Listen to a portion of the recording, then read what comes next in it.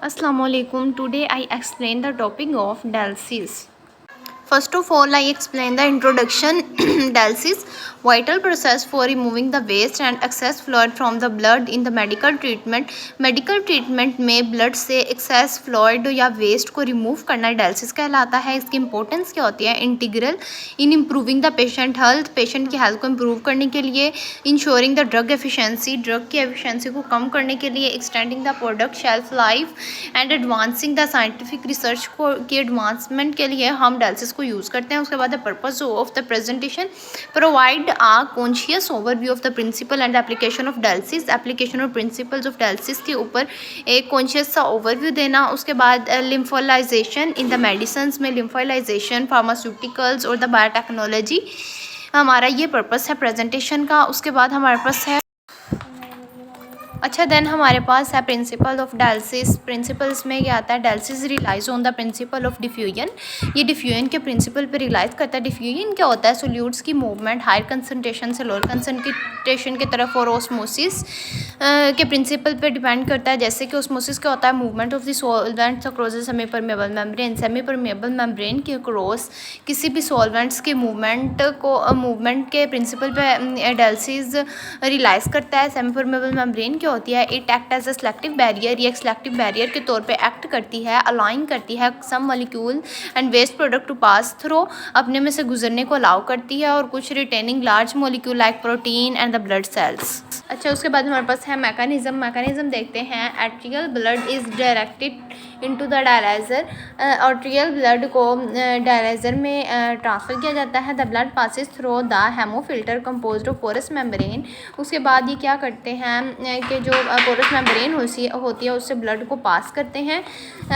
Cellophane membrane are the position between the haemofilter membrane, cellophane membrane को haemofilter membrane के अंदर position किया जाता है। The outer surface of the cellophane membrane is exposed of dialysate, जो cellophane membrane की outer layer होती है वो डायलासेट से एक्सपोज होती है। उसके बाद heparin is administered as a anti coagulant during the process. Unwanted substances like urea, phosphate and the creatinine diffuse from the blood into the dialysate due to the concentration gradient. Last but the essential substances are required by the body diffuse from the dialysate into the blood.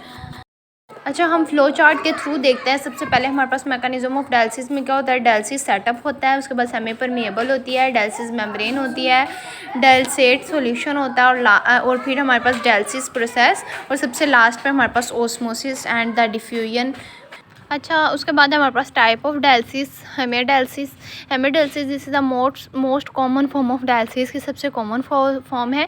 इसमें utilises a dialysis machine, एक dialysis machine होती है जिसे हम dialyser बोलते हैं, जो कि ब्लड को बॉडी के आउटसाइड में फ़िल्टर करती है। इसके कंपोनेंट्स क्या होते हैं? Dialysis machine consist of a dialyser, एक डायलाइज़र के ऊपर कंसिस्ट करती है जिसे हम आर्टिफिशियल किडनी भी बोलते हैं। इसमें blood pump and the tubing that circulate the blood, और कुछ ट्यूब्स पे कंसिस्ट करती है जिसमें ब्लड को सर्कुलेट किया जाता है। उसके बाद वस्कुलर असेस है, importance of creating a reliable access point.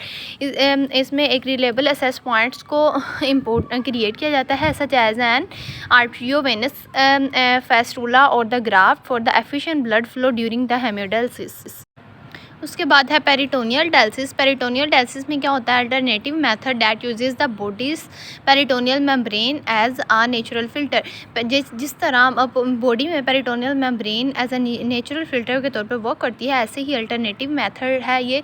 इसका प्रोसीजर क्या होता है? Dialysis fluid is introduced in the peritoneal cavity.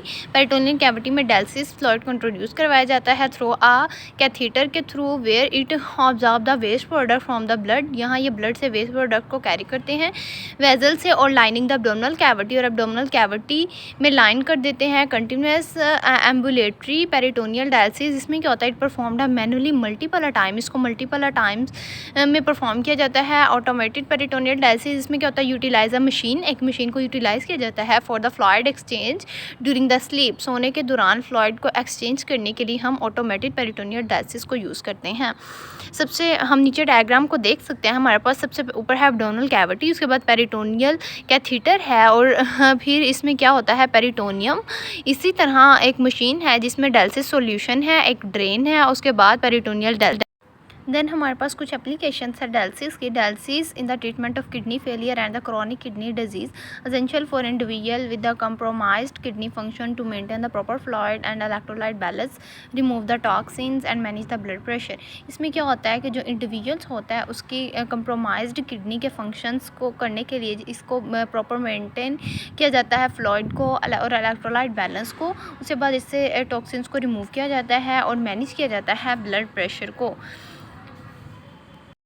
Then some emerging applications हैं। Dialysis is being explored for its potential in the drug removal। Drug removal के लिए भी हम dialysis को यूज़ कर सकते हैं। Where it can add in removing certain medication और toxin from the blood stream। इसमें blood stream से different toxins को remove किया जा सकता है। Additionally it shows the promise in toxin elimination। toxin के elimination के लिए भी हम इसको यूज़ करते हैं, particularly in the case of acute poisoning की केस में भी हम डायलिसिस करते हैं। और overdose research in these areas continue to expand the scope of dialysis application। इसी तरह रिसर्च की गई है कि कुछ एरियाज़ में इसके डायलिसिस के एप्लीकेशंस के स्कोप को मज़ीद एक्सपैंड करने के लिए भी कोशिश की जा रही है। Then maintaining the electrolyte balance and managing the fluid overload. इसमें क्या होता है, डायलिसिस को हेल्प करता है रेगुलेट करने के लिए level of importance of electrolyte such as potassium, sodium and calcium. अगर इनका लेवल हमारी बॉडी में हाई हो जाए या लो हो जाए, उसको मेंटेन करने के लिए भी हम डायलिसिस करते हैं। It also remove the access fluid that accumulate in the patients with kidney dysfunction.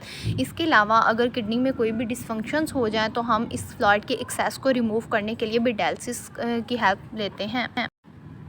Then हमारे पास है encouragement of further explorations and the research. Continued research and the innovation in the dialysis can let improve the patient outcome, enhance the drug delivery system and increase the efficiency in various industries. अगर हम देखते हैं research में, continuous research में, तो क्या होता है डायलिसिस की इनोवेशंस के लिए, पेशेंट के आउटकम्स को इम्प्रूव करने के लिए और ड्रग डिलीवरी सिस्टम के लिए भी हम इसको यूज़ करते हैं वेरियस इंडस्ट्रीज़ में। Further exploration of application and optimization of this technique will contribute to advancement in healthcare। Further अगर हम इसके एप्लीकेशन को एक्सप्लोर करें तो ऑप्टिमाइजेशन टेक्निक में एडवांसमेंट हेल्थ केयर में इंपॉर्टेंस रखते हैं, फार्मास्यूटिकल डेवलपमेंट में और दूसरे बायोटेक्नोलॉजी फील्ड में।